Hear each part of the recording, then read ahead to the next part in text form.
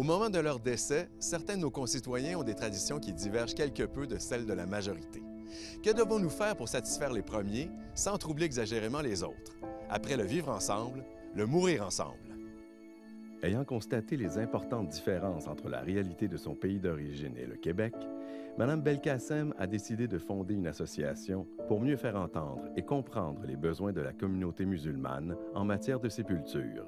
Nous, comme association, on a vu qu'actuellement ou dans le moyen terme, on a besoin de cimetières multiconfessionnels. Ça veut dire une section dans un cimetière déjà existant, parce que c'est moins cher, plus facile à entretenir. Parce qu'écoutez, entretenir un cimetière, il faut une grosse entreprise. C'est beaucoup d'argent, c'est beaucoup d'employés, une gestion. C'est pas un jeu d'enfant, c'est très, très compliqué.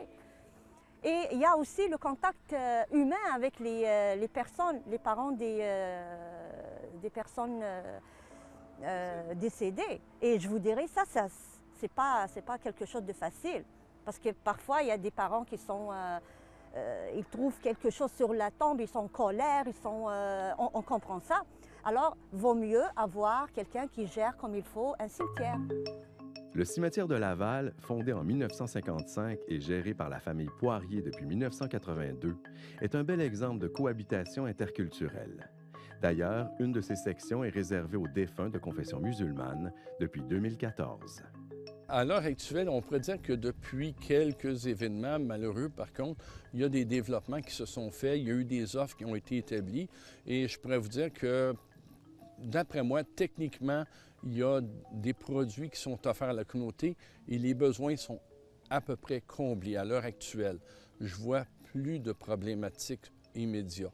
À Montréal, il y a même il y a un grand cimetière musulman qui appartient à une mosquée, mais il y a plusieurs cimetières qui appartiennent à des intérêts privés qui ont développé des carrés, des cimetières musulmans.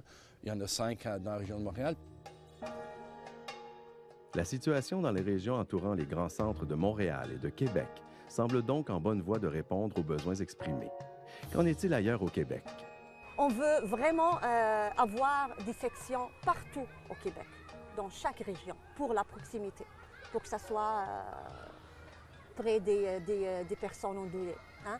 Et par exemple, à Sherbrooke, on espère faire une section là-bas pour que les gens de Sherbrooke ne viennent pas ici à Montréal pour enterrer. C'est très dur, c'est triste. Malgré la bonne volonté de part et d'autre, il semble donc qu'il reste encore du travail à faire avant que nos concitoyens de confession musulmane de partout au Québec se sentent suffisamment chez eux pour y demeurer à jamais. Moi, personnellement, j'adore le Québec. Je le dis à toutes les fois là que j'ai l'occasion. Et j'adore son peuple. Hein? Il est d'une humanité magnifique. Je suis fière de vivre ici. Je suis fière de travailler ici et je serai fière d'y mourir aussi.